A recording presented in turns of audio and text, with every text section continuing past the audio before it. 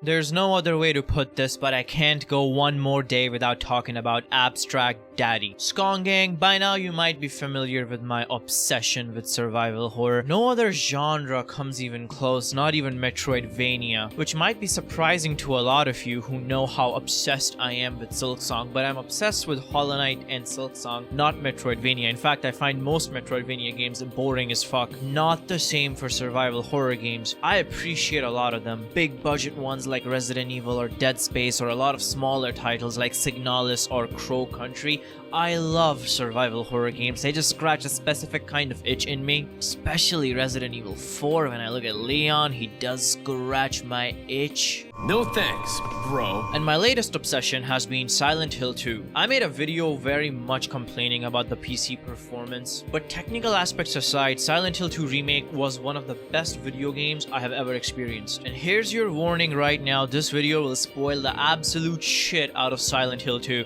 So if it's a game you're interested in and don't want to be spoiled, please click off now. You must experience that game at least once without being spoiled. There's nothing else quite like it, and it's one of those unique games which after you beat it, that's when you just start going down the rabbit hole that is the lore of Silent Hill 2. Warning aside, hit that subscribe button if you enjoy my yap, and let's lead this conversation to Abstract Daddy. Silent Hill 2 really makes you feel like you just murdered your wife, and it has some of the most iconic characters like Pyramid Head, who is the quote-unquote antagonist of Silent Hill 2. I'm using that term very loosely here, but you'll see Pyramid Head everywhere. People cosplay about Pyramid Head, people have posters about Pyramid Head on their walls, and that's a common trope with a survival horror pursuer enemies like Mr. X from Resident Evil 2 or Nemesis from Resident Evil 3. People usually love bosses in these games. Everybody wants to cosplay as them. But what happens when you put Diddy in your game as a boss fight? When it comes to Abstract Daddy, only Jeffrey Epstein would cosplay him. Just as Pyramid Head is the main antagonist for James, the main character, Abstract Daddy is the main antagonist for one of the side characters named Angela, and her story is so sad. Angela is up there with Jesse Pinkman as one of the most tortured fucking characters in fiction ever. Silent Hill 2 isn't a game that's afraid to be fucked up. You see, Angela as a kid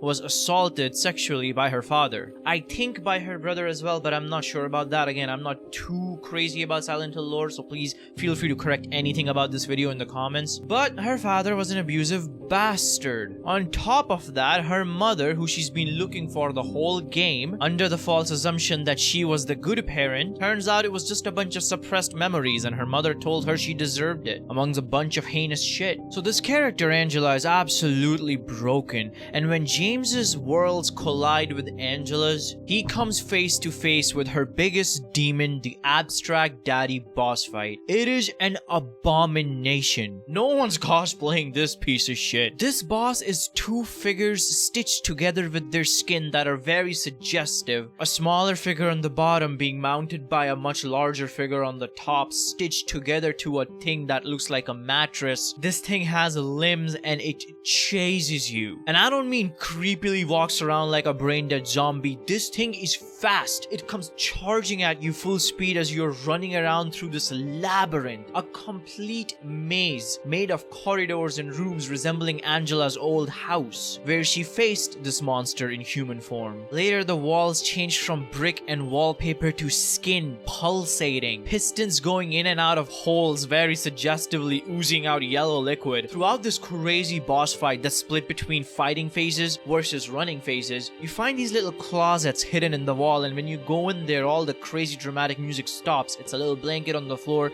with a small plushie. Pretty obvious that Angela used to seek refuge in a closet to hide from her father. But you can't stay there forever. At the end of the day, you gotta step out and face Abstract Daddy, and this thing fucking scarred me, man. When it chases you so fast, and I had the volume on max in my headphones, playing this game at night in complete darkness, my heart was pumping harder than it ever did with the Pyramid Head. There's a theme going on through this boss fight where you break TV sets to piss this thing off, and when you kill it, Angela takes a TV set and smashes its head with it, completely losing control. I think this implies how when she was young, as a way of protesting against her father and taking back some sort of control in her life, she probably probably broke his TV set which he used to watch, probably drunk as fuck on a couch being a slob, and she definitely got punished for it, but it was one of those small victories, and that's reminiscent throughout this boss fight and of course at the end. There's some sickly things in this game. A lot of body horror, a pair of legs stuck together with another, these weird hanging things with lips on their hands, weird cage monsters attacking you from the ceiling, and of course good old Pyramid Head. But Abstract Daddy is just so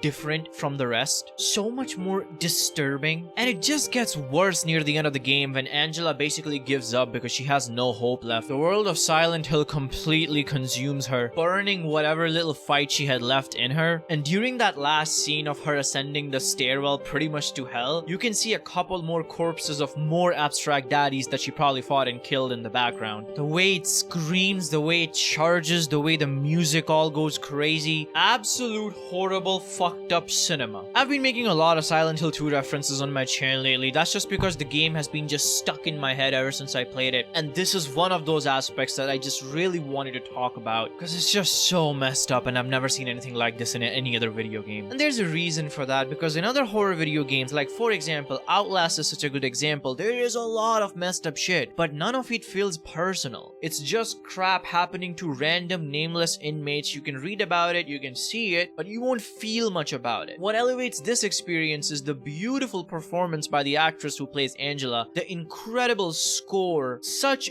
deep lore, the presentation of the boss fight itself, everything. When you combine it in one singular package, there is nothing else like this out there. Thank you for watching. Primacon signing out.